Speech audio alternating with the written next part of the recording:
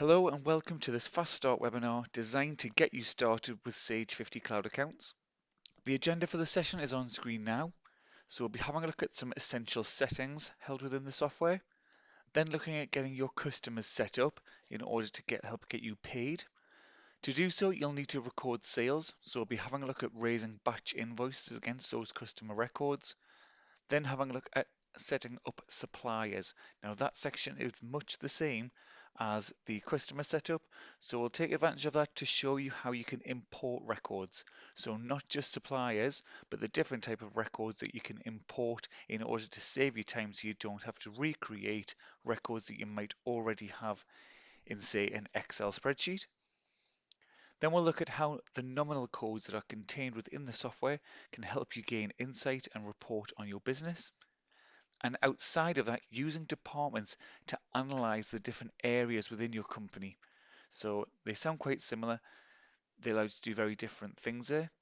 And then we've got data management. So last on the list is data management. So making sure that you've got access rights set up to protect who can view the data, but also backing your data up. So you know that if the worst happens and something happens to your machine, that you've got a copy of that data that you can restore back. Hopefully by the end of the session, you'll have all of the information that you need to get Sage 50 Cloud accounts up and running to help you with the day-to-day administration of your business.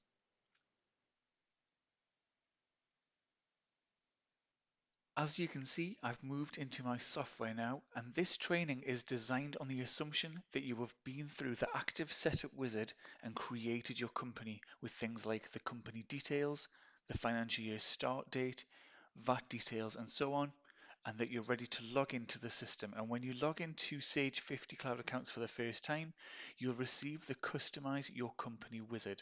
Now, we talk about the Customize Your Company wizard for two reasons.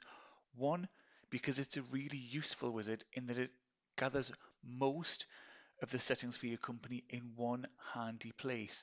So you can see things that you've got your customer defaults, you've got things such as your suppliers and purchase information, banking settings, products, and so on. And it is great if you're not used to using Sage 50 Cloud Accounts to have this all in one place. The other reason I talk about it is that it's not particularly useful for getting you to grips where these individual settings are within the software. So for this training, I'm going to click Close and not use the Customize Your Company wizard. If at any time you've closed it and want to get it back, it's always available to you via Help and then Customize Your Company. I'm going to close this wizard now and talk about some other options available within the Help menu. The first of which is the Help Center. So within the software, you've got a link to our online resource that you can search for anything you need to know more about. So as an example, I'm going to search here for some opening balance information. It's looking for Sage 50 accounts. So I'll click search, and as you can see on screen, it's brought up a variety of different articles based on my search criteria. So that's the Help Center. And also within the Help menu, we've got our software update settings. And within here, our recommended settings for any updates, which is for your software to notify you when an update becomes available. What that means is that each time you open the program, it will check to see if it's the most up-to-date version, and if not, let you know what updates you should install to get up to date there. So that's our recommended setting, notify you when an update becomes available.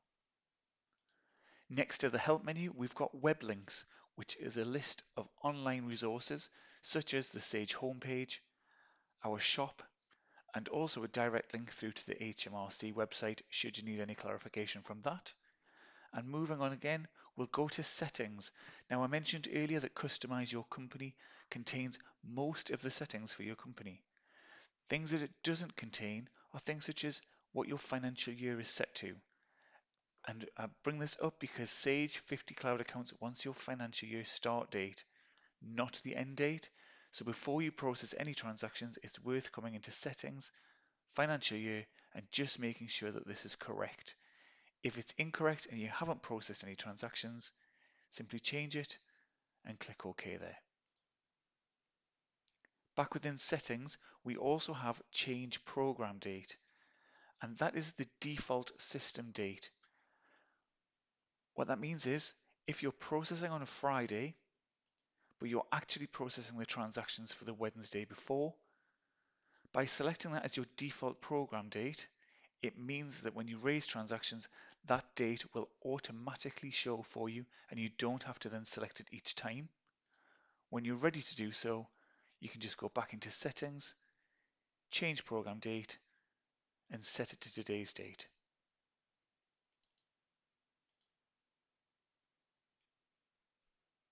Back within the settings menu, we're now going to have a look at those customer defaults. Now the customer defaults are telling the system what to enter into customer records when you create them. So the default information you want new records to create with. So that includes things such as your standard tax code, your default nominal code, and also department, which we have a look at a little bit later on. What we've also got nearer the bottom is this terms agreed checkbox. Now without terms agreed, each time you open a customer record or raise a transaction to that customer, you'll get a warning saying that terms have not been agreed with that account. You can agree them on an individual basis if you wish, or you can select that new customer accounts will already have this box selected. So if you want to, put the tick in here, but do tread carefully because it will mark each new account as if they've had terms agreed. I'm going to click OK there. I'm going to move into customers and talk about creating your first customer record. So to do that, I'm going to click on New/Edit and a blank customer record will appear. Now the very basic of information that I need in order to create a customer record is showing here with the asterisk against A/C, and that's the account reference. So that's the very least information I need in order to save a record. And when we talk about an account reference, what we recommend is that you future-proof yourself. As an example, I'm entering an account for Smith, but it's likely that I'm going to get more than one person called Smith that I deal with. So to future-proof myself, I call them Smith001, and that's Claire Smith. I can then save that record. When I get another Smith, they can be Smith002, because I've given myself that flexibility by adding those numbers on the end of the reference there. So I've now got John Smith as well. Once I've got those customer records created, I can go in and fill out some more information if I wish. So the bare minimum I needed was account reference. What I can do is I can enter their registered address. What I can also do is then add multiple other addresses. So here I've got addresses and contacts, and when I click on there, it's asking me to save that record, and I can add a new delivery address or contact address, so I can have different addresses for my customers. Also within the details screen, I've got things such as their contact information, their social media profiles, and their email addresses. So if I want to send things like invoices, letters, statements to this customer, I just need to make sure that they've got an email address in them and that I tick this box here. Within the defaults tab, you can see the information that's pulled through from my customer defaults. So it's created them with a default nominal code, default tax code, and default department. Now none of these are set in stone. If I want to change the default nominal code, I can do so. Same for my tax code and my department there. Within credit control, I can set up my trading terms so I can enter things such as my customer's credit limit and also the amount of days after the invoice date that I expect payment. So what I'll say is this is 30 days after the invoice date. And at the bottom, you can see that it's got that terms agreed tick. So it's pulled that through from my customer defaults as well. In the bank tab, as you may imagine, I can enter the customer's banking information. And the communications tab, which is covered in Fast Start 2, allows me to chase my debt. So I can use this tab to record new letters, new telephone calls, new meetings that I've had with my customers in order to facilitate being paid faster there. Lastly, we've got the memo tab, which allows you to add attachments into your records either electronically or by stating a filing system reference, so it will keep a record of those within the record in Sage. I'm going to click cancel there, close that, and I've got my two accounts now. So what I'm ready to do is raise my first transaction. And I'm going to do so by using batch invoice at the top of the screen. We've got batch invoice, and just to keep you right, when you come in here, the writing will come up in black. If you've made a mistake and you've incorrectly clicked batch credit by mistake, you'll see the writing in there is in red. So it's just a handy way of keeping you right there. Back into batch invoice, and I'll give you a little bit of information about the columns contained within here. So we've got account reference and date. Now you'll see that's the default program date that I set in my settings, and it's calculated the due on date based on the information from the credit control tab in the customer's record. I can put any reference that I want in here, and if I wanted to, an extra reference. It's pulled through the default nominal code and department. Projects we're not going to cover in this training, so I'll skip over that. I can then put the details of what the invoice is. So I'll say this is red wine. I'll put the net as 500. And when I tab across based on the tax code, it automatically calculates the VAT for me. It may be, however, that I only know the gross amount, not the net. What I've got the option of doing, I'll just zero out this VAT here. I'll say this is a £750 gross invoice, put that in the net column, and at the top I can either click here for calculate net or press F9 on my keyboard. Both does exactly the same thing. It'll split out the net and VAT. So as you can see, it's automatically calculated the net VAT split of that invoice. If this customer has paid me some money up front, perhaps as a deposit, I can enter the amount paid, the date they paid that, and the bank account reference in there as well, should I wish to do so. And because this is a batch invoice entry screen, it means I can put more than one invoice on at once, dated differently if I wish. And there's some other handy functions within here. So if my references are incrementing as I go up by one, I can say, well, copy the cell above plus one. And you'll see it's put 1, 2, 3, 5 in there. What it might be is I want the same X reference. So in that instance, I can just say, well, copy the cell above, and it'll do that for me. I can change the nominal code, so I don't have to put things all to the same nominal code. And transactions can have different details, different amounts, and indeed can be for different customers. So I've raised two invoices there for Smith 001. I'm now going to raise one for Smith 002. So I'm put that on. And then I might think, well, actually, that second line's a mistake. So I've put this invoice in incorrectly. I can just choose to remove that row by clicking here or pressing F8 on my keyboard. If I then want to insert a row and enter the data correctly, I've got insert row here. Now I'm happy with those two rows, so I'm going to remove my new one, save that, close, and I can then see those balances reflected in my customer list. Moving on now, we'll have a look at suppliers, and this is a very small section only because creating suppliers is very similar to creating a customer. So I'll click on suppliers here. As you can see, I've got a blank list as I had with my customers, and I've got new at the top. When I click on that, a very similar screen appears. So it's asking me for mandatory information, which is again just the account reference.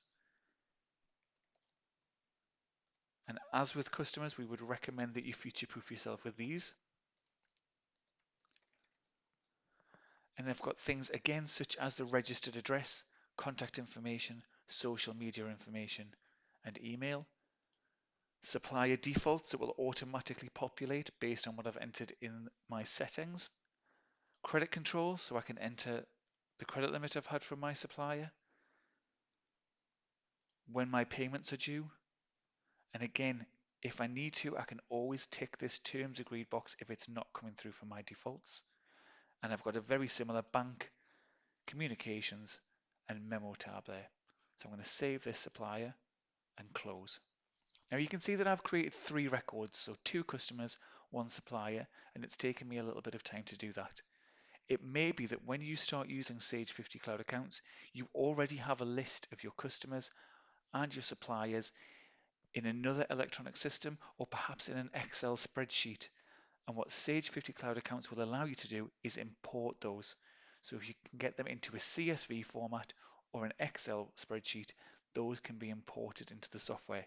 So I'll take you through how we do that now by importing a list of suppliers. I'm going to go to File, then down to Import, and it'll open up the Data Import Wizard. Sage 50 Cloud Accounts comes complete with a list of templates as to how the system expects the data to be laid out, which can be accessed using this link. What I'm going to do is open up my supplier record full template.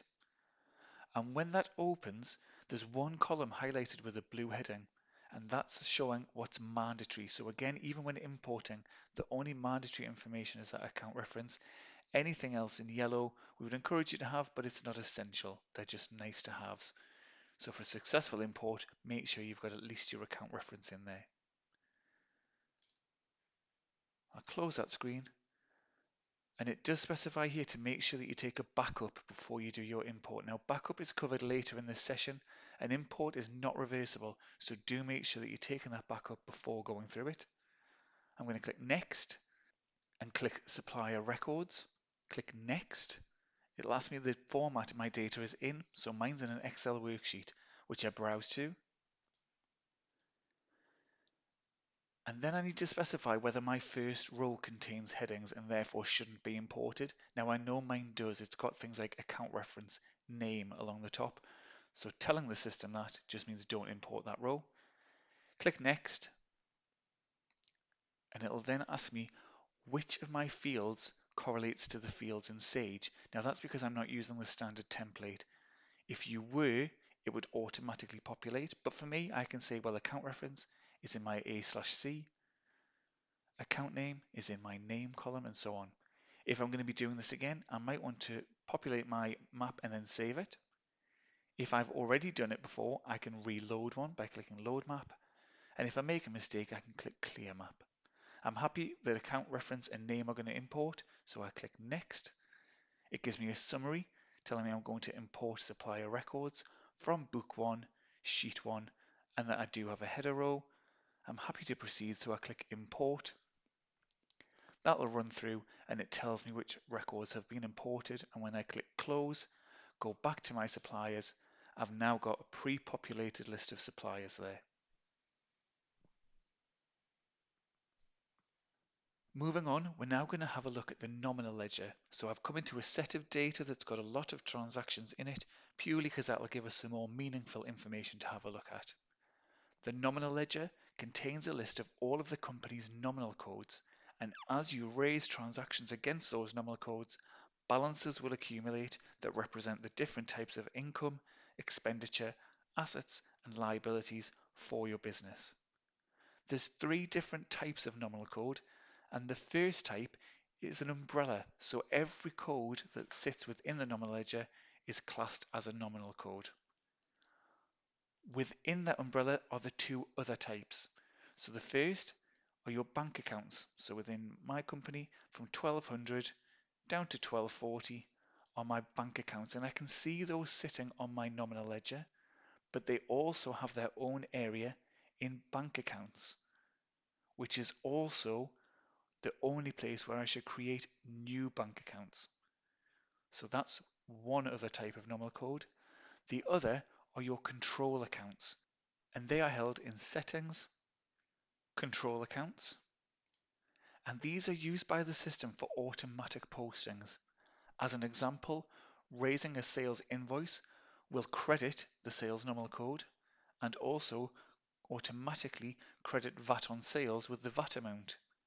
The system, to balance that out, will automatically post the debit to the debtor's control account. So that's the double entry taken care of by the system, and you don't need to worry about it. So that's the control accounts.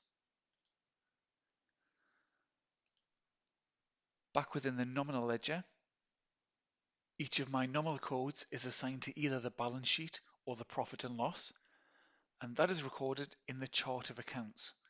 Now it's possible to create additional chart of accounts up to 65,000 of them. I've just got the one here.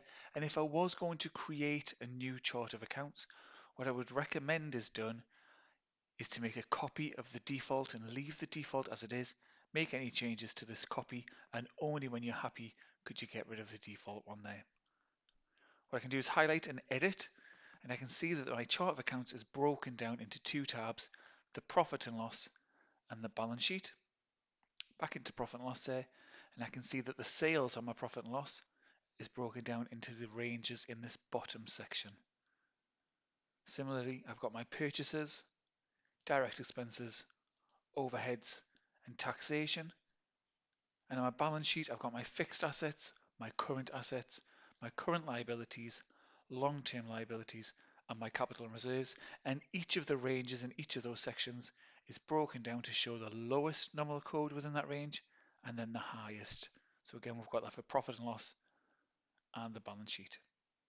Back within the profit and loss now, I can see I've got my product sales ranging from 4,000 to 4,099. What I may want to do is reduce that down and just say I want my product sales to be from 4,000 to 4,005, which I'm going to do now. I'm happy with everything else in my ranges and I click save. And this warning is something that you'll need to be aware of. It's showing me that I've got an incomplete chart of accounts. When I click OK, it just saves the changes I've made. My default layout of accounts is now showing as partial. So if at any time you see partial or you're editing that chart of accounts and see the message about it being incomplete, just do edit and run a check and the system will give you a report telling you any problems. So what it's going to tell me is that I've got nominal code 4009 not represented in chart. So I've reduced that range down by too much. I've now not got 4009 on either my profit and loss or my balance sheet, so the system doesn't know where to put it reporting wise. So I'm going to close this report, edit this range again, and say actually it's going to range up to 4009, save that, and it's no longer showing partial there. So that is how you can go into view, edit, and save the chart of accounts there. The view of your nominal ledger can also be changed. So at the minute it's showing in list view. I've also got analyzer in the top right. So if I click analyzer, what it does is it gives me totals based on the different sections on my profit and loss and balance sheet. So for sales, purchases, direct expenses, and so on. What I can also do is break those down by using the drill down, this little plus sign here. I can see the totals by the categories within those sections that I could see when I was in my chart of accounts.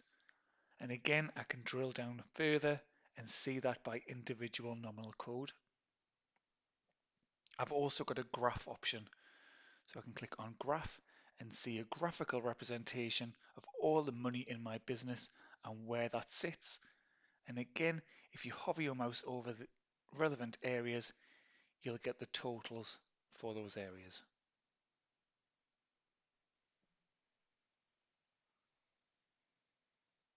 I'm back in the list view now, and I'm going to talk about something that should affect everyone when they start using Sage 50 accounts, and that's posting your opening balances.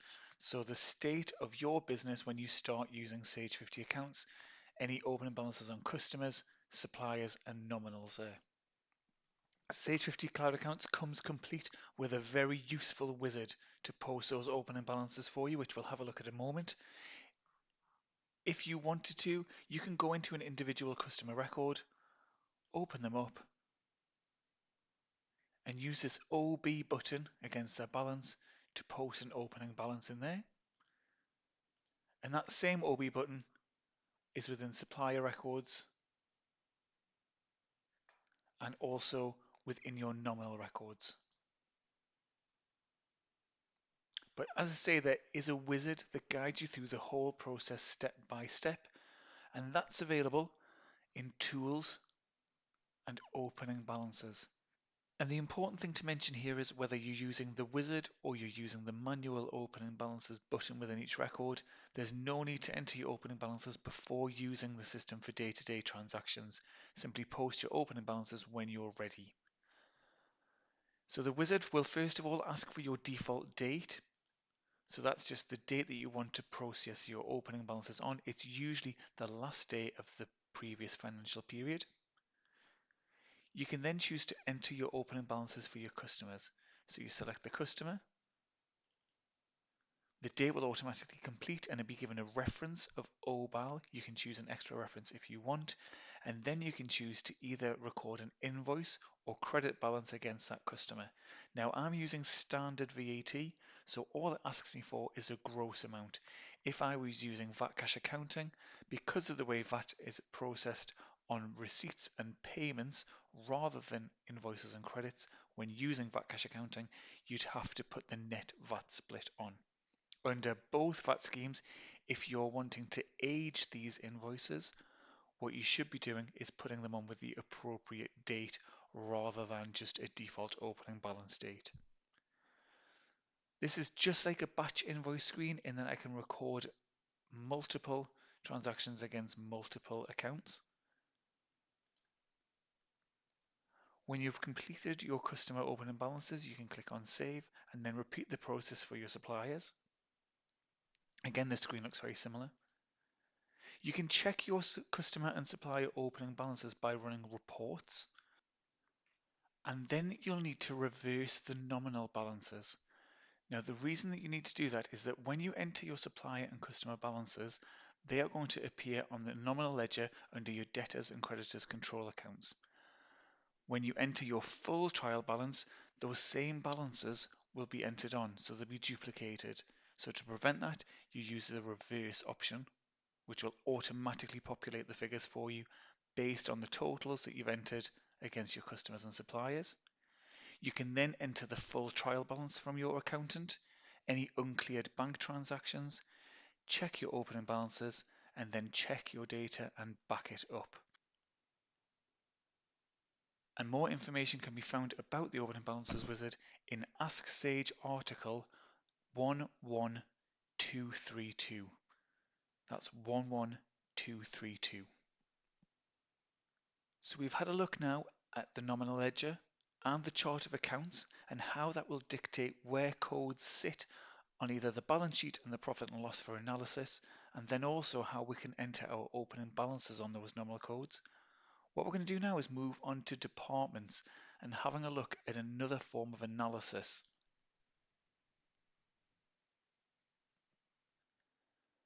What departments allow you to do is to split out costs and profits into different areas of your business.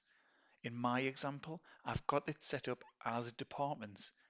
Some of our customers use this to analyze the profitability of salespeople and have their salespeople set up as different departments. Others may have one business but multiple branches and therefore set departments up as different branches.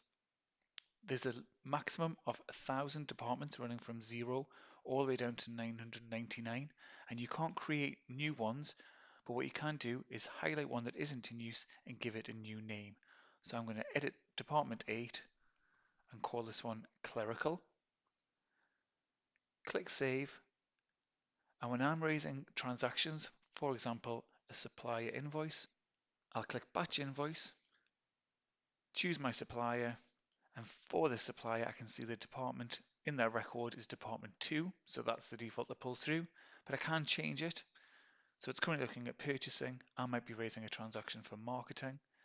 And as I'm raising transactions against each of these departments, if I close out, go back to departments, you can see that you can run things like the profit and loss and balance sheet for these specific departments. So you can analyze the profitability of each area of the business. Now it's also possible to change how this is labeled. So in the navigation bar, it will remain as departments. But when you're raising your transactions, it doesn't have to say that. And you can change it by going to Settings, Configuration, and we've got Custom Fields. There's various different areas that you can customize within the software, such as the analysis within the customer record, emails, and analysis on quotations and sales orders.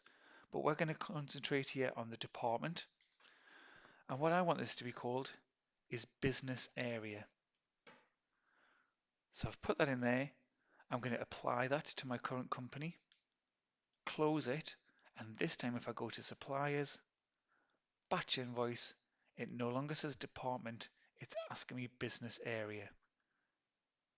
Notice it's exactly the same in the navigation bar, so it only changes for the transaction. But it's just a nice way of you being able to see what that flag is specific to your company there.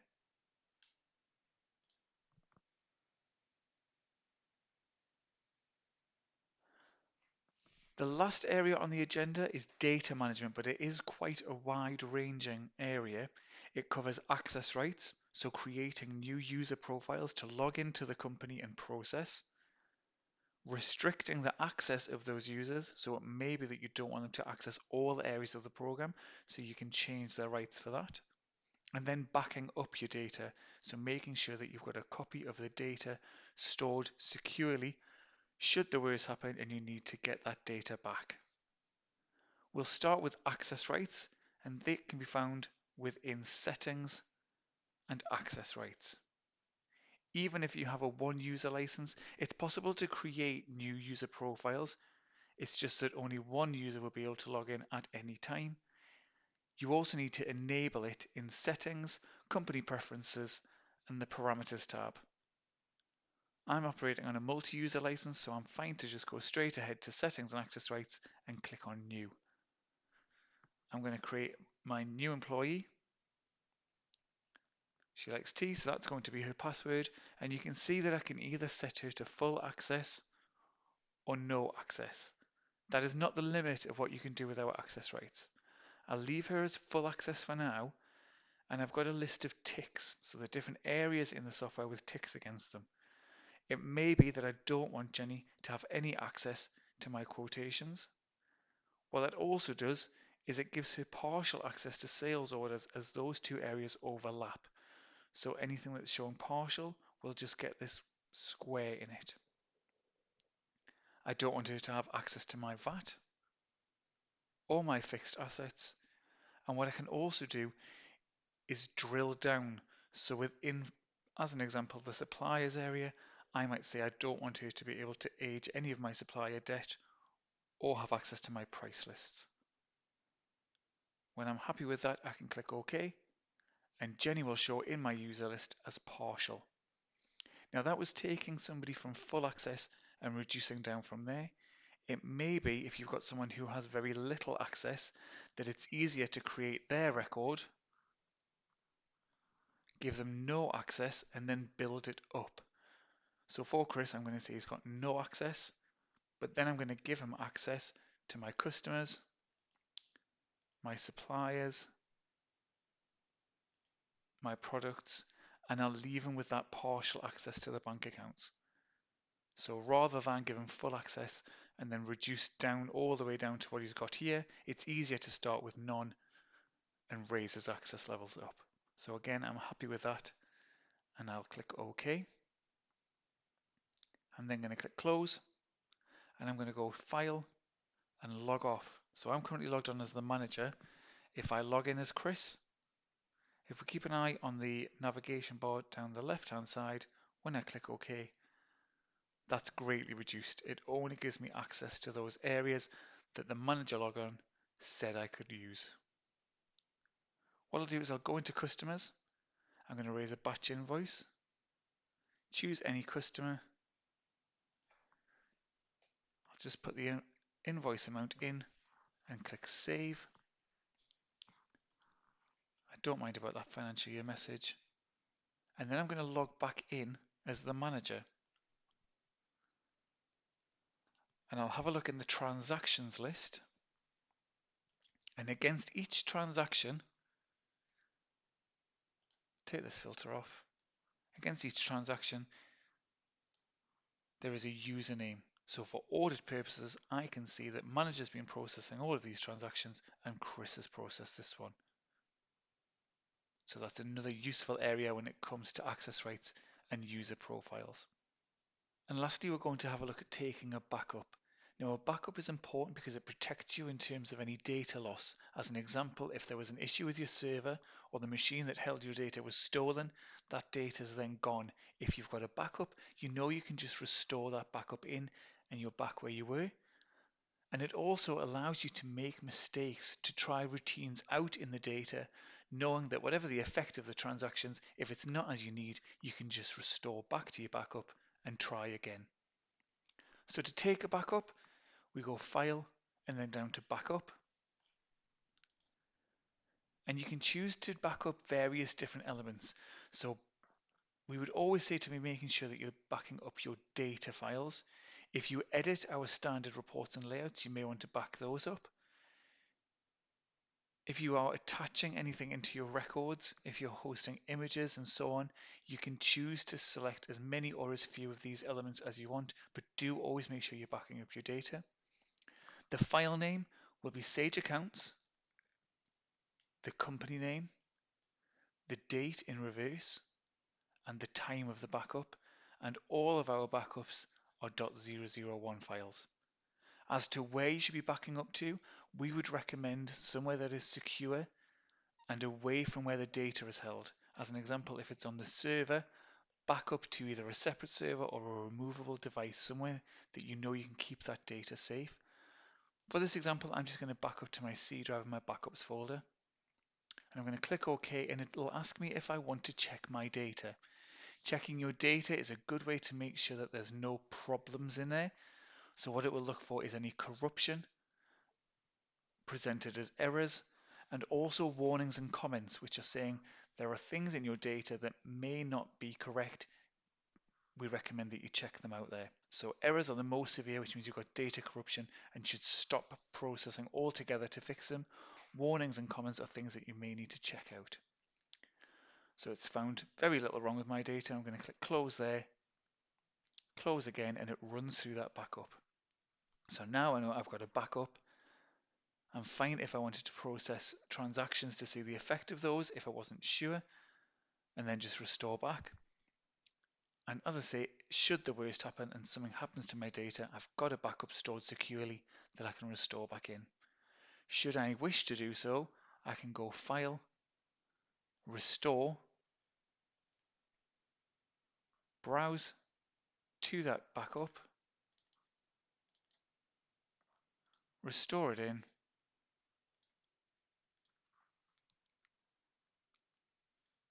and I'm back where I was there. What you can also do is schedule the system to take a backup for you.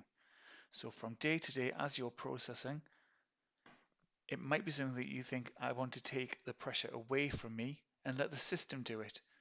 To do that, go File, Schedule Backup. It will give you a summary if you've got multiple companies. It'll give you a summary for things such as who's logged into each company, when the last check data was done, when the last scheduled backup was done. And here we've got the settings. So you can see on screen now that mine is scheduled to back up and check data on each company once a day at 5:30. So at the end of each day, after I've done all my processing, it's going to do that backup for me. And as long as the machine that holds your data is turned on, it will do that scheduled backup for you. You can change the settings, as I say, and you can choose how often you want it to happen. So if it's more than once a day, you can specify that there. So again, it's just a quick and easy way of getting the system to do some of the work for you, and it takes that pressure off you remembering to take that backup. Just going to cancel that.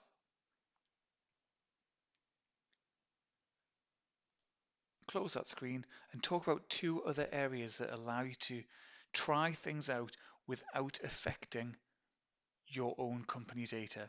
And they are our practice data and our demonstration data. And both are accessible through File and Open. I'll talk about practice data first, so I'll go Open Practice Data, log into that, and it will ask me if I want to continue with my last practice or I want to start again. So I'm just going to choose to start again. Reset everything, as it says here, start from scratch. I'm going to OK that. And what this does is it gives me a completely blank set of data. So it's a dummy company with no customers, no suppliers. It's got a list of nominal codes but no balances on there. And it allows me to practice in here, safe in the knowledge that my live data is fine. So I can practice routines, I can set customers up and see how transactions affect them and the nominal and so on without affecting my live data. And then I've got demo data, which is similar to the practice data in that it allows me to practice, but this time in a company that's got customers, suppliers, products, balances on there. So when I view my nominal, I've got those nominal codes with balances so I can run management reports and see what they look like. I can have a look at my customers. I can maybe age some debt. I can run lots of different routines in this dummy company in practice for my live data, knowing that my live data is unaffected by anything. So that's file open, open practice data, and file open, open demo data there. That brings us to the end of this fast start session, and hopefully you now have all the information you need to get Sage 50 cloud accounts up and running to help you with the day-to-day administration of your business. On screen now is the agenda for the second fast start session, which is designed to look at running your business with 50 cloud accounts. So we've raised batch transactions on our customers. The first thing we have a look at on Fast Start 2 is looking at printing invoices. So being able to print documents or email them for your invoices and send those across to your customers. Then looking at receiving payments and making payments. So showing that your customers are sending you money and also sending your money out to your suppliers. If you're not getting paid on time, we have a look at how you can chase payments within Sage 50 Cloud accounts. And then we touch a bit more heavily on management reports. So we've looked at the nominal ledger and briefly mentioned things like the trial balance, the profit and loss, and the balance sheet. We'll also have a look at the aged reports in there. So those management reports in a lot more depth. We'll have a look at bank management, so creating new bank accounts, where that should be done, and also how you can reconcile your Sage bank account. Then look at the report designer.